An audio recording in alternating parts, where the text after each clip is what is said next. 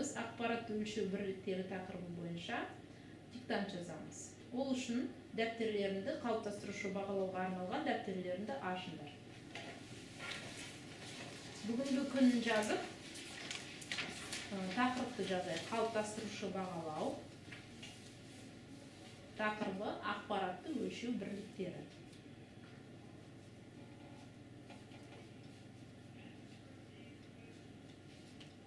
Қалыптастырушы бағалау. Тақырыбы ақпаратты өлшеу бірліктері.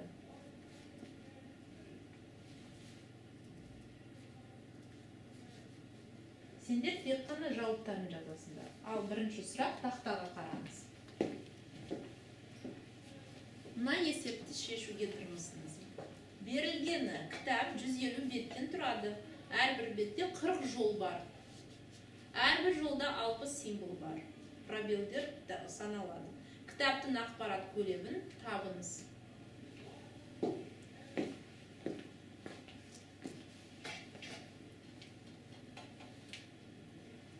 Керек болса калькулятормен қолдануға болады.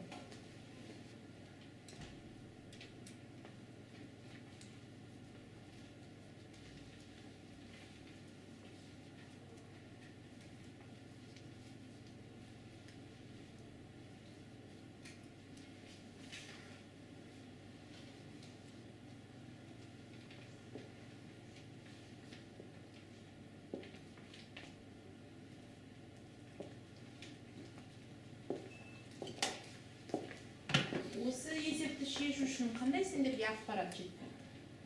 Қандай өлшемде біз оны шешуге тырмысамыз? Битте ме, байтта ма? Байтта ыңғайлы болады. Ендеше байт бойынша санаңдар. Егер де байттың көлемі үлкен болса, онда килобайт қалдырасыңдар.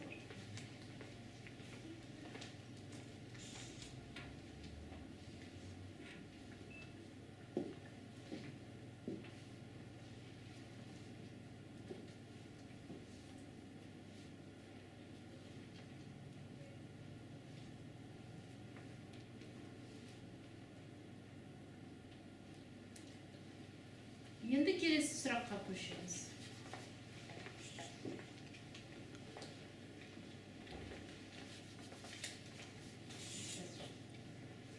Бірінші сұрақ, екінші сұрақ. Салыстырыңыз. Екі өлшемнің арасында белгіні қоясыңдар, тең немесе үлкен. Келесі сұрақ. Тағы да салыстырыңыз. 1000 байт және 1 килобайт.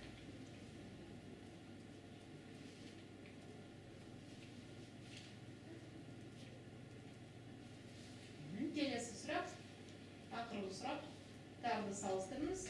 20 мегабайт пен 2480 мың килобайт.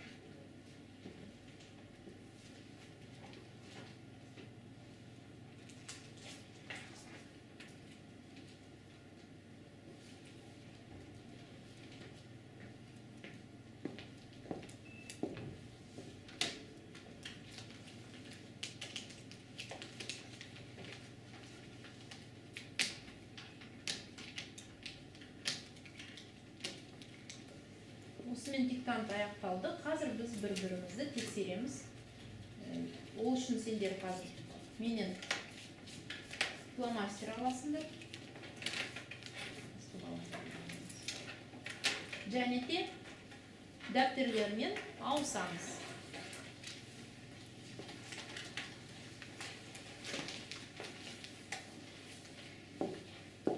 Сонымен бірінші сұраққа көшеміз.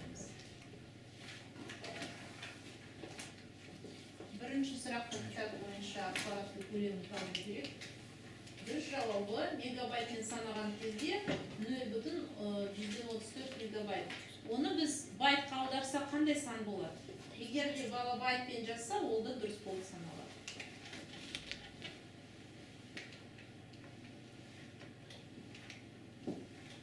Кім осы есепті дұрыс шешті? Кім? Тұрар дұрыс шешті. Тұрардың жауабы қандай болды? 360 мың байт. Тағы да кім дұрыс шешті? Айдана. Айдана дұрыс шешті. Ол да байтпен көрсетті ме мегабайтпен көрсеттім? Байтпен көрсеттім. Жақсы. Салыстырыңыз. Ең жеңіл сұрақ. 1 мегабайт, 1 биттен, конечно же. Үшінші сұрақ. Мұнда балалар жауабы дұрыс қандай болады? 1000 байт һәм 1 байт. 1000 байт үлкен 1 килобайттан? Кем. Кем. Неге? 1024 байт. Мұндағы. Ақырғы сұрақ. Олар тең болып шықты. Енді санаңдар, осы 4 сұрақтың ішінде қаншама сұрақ дұрыс жауап бердіңіз? Неше сұраққа дұрыс жауап бердіңіз? Енді әркім кімді тексерді, солардың аттарын айтып, дұрыс жауаптарының санын айта қойыңыз. Ал балалар нәтижелерінде айта қойыңдар. Кім Аружанды тексерді? Мен Аружанды тексердім, оның қателері жоқ. Сонымен 4 балл алды, е? Молодец. Алишер. Мен Алишерді тексердім, орда 4-тен 4 балл. Айдана. Мен Айдананы тексердім, Айданада барлығы дұрыс, 4-тен 4 балл. Асхат. Мен бүгін Асхатты тексердім, ода қате болмады, 4-тен 4. Асем. Мен оны тексердім, ода қате жоқ, 4-тен 4. Тұрар. Мен Тұрарды тексердім, қате жоқ, 4-тен 4. Айлана. Айлананы мен тексердім, ода 4-тен 4 балл алды. Өте жақсы. Ал балалар айта қойыңдаршы, қандай сұрақ бүгінгі диктантта ең күрделі болды? Не себептен? Өйткені оның сандары мен есептеулері көп болды. Өте жақсы. Бағалауды жасау үшін Edmodo'ға кіріп, Learning Apps деген ресурспен жұмыс жасаймыз.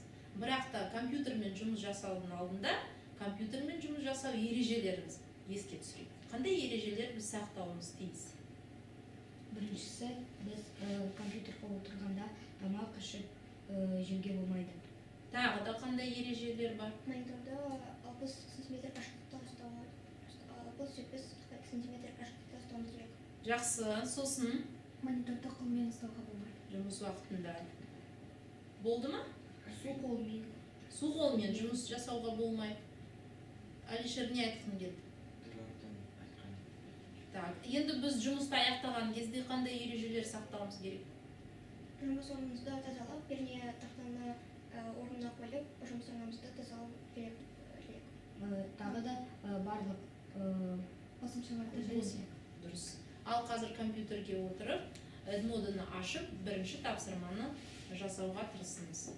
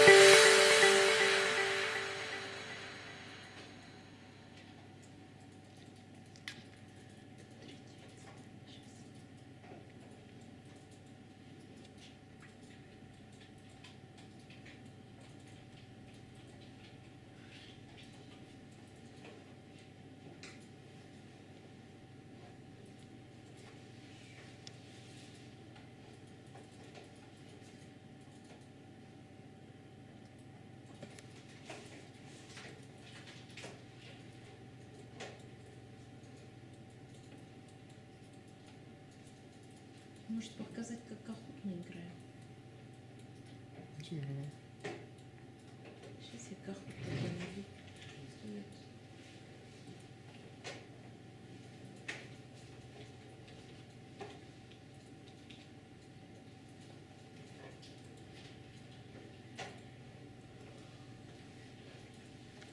Сендер қалыптастырушы бағалауды жасадыңдар Learning Apps ресурс арқылы. Қазір жүппен сол жұмыс нәтижесі бойынша бір-бірімен сөйлесіңіз.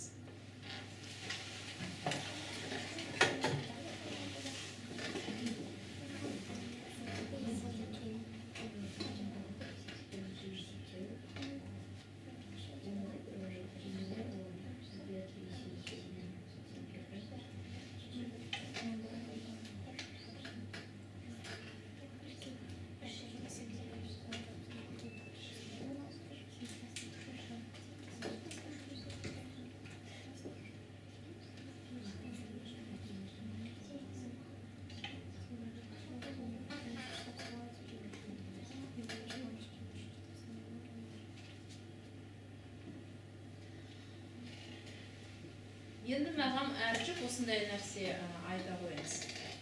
Осы үш тапсырманың түрлері қайсы күрделі болды, қайсысында сендерде қиыншылық туғызды, ал сендерден бастайық, қыздар. Мен барлық үш тапсырманы орындадым. Біріншісі есептеу, екіншісі кішіден өсу ретімен қою, үшіншісі сәйкестендіру болды. Біріншісі күрделі болғандықтан оны шығару маған қиын соқты. Ал мен де үш тапсырманы орындадым, маған олардың барлығы оңай болды. Сендердің жұптары не? Мен барлық үш тапсырманы орындадым, және де қиындық туғызған тапсырмалар болған жоқ. Мен де барлық үш тапсырманы орындадым. Ештеңе қиындық туғызған жоқ. Мен де барлық тапсырманы орындадым, бірақ кішкене қиынырақ болған ол біріншісі, өйткені жерде есептеу көп, бірақ одан да жеңілі бар, өйткені бізге компьютерді есептеуге рұқсат берді. Ал үшінші топ айтыңызшы, ең жеңіл сол ішінде тапсырма. Қызықты және жеңіл қайсысы? Бірінші және екінші. Өсу ретімен орналастыру. Енді сендерге осындай сұрақ қоямын. Қалыптастырушы бағалауды сендерге қандай түрде ыңғайлы өтуге? Қағаз түрінде немесе осы ресурс бойынша? Соның кемшіліктерін, жетістіктерін айта қойыңызшы. Маған онлайн ресурстар арқылы оңайырақ. Неге? Оны қолдану оңай және ол уақыт үнемдейді. Сол онлайн ресурста қандай түрде тапсырмалар сендерге ұнайды? Ойын түрінде. Ойын түрінде. Мысалы, Learning Apps'та біз қандай ойын ойнайтынбыз? Кахут. Ол Learning Apps емес. Learning-ста Сәйкестендіру, сосын қандай болды? Өсу ретімен орналастыру. Және кім миллионер болады деген ойын бар, онымен де ойнауға болады. Бүгінгі қалыптастырушы бағалау нәтижесімен сендер ризасыңдар ма өз жұмыстарыңызға? Өз кемшіліктеріңді көрдіңіздер ме? Жақсы, рахмет балалар.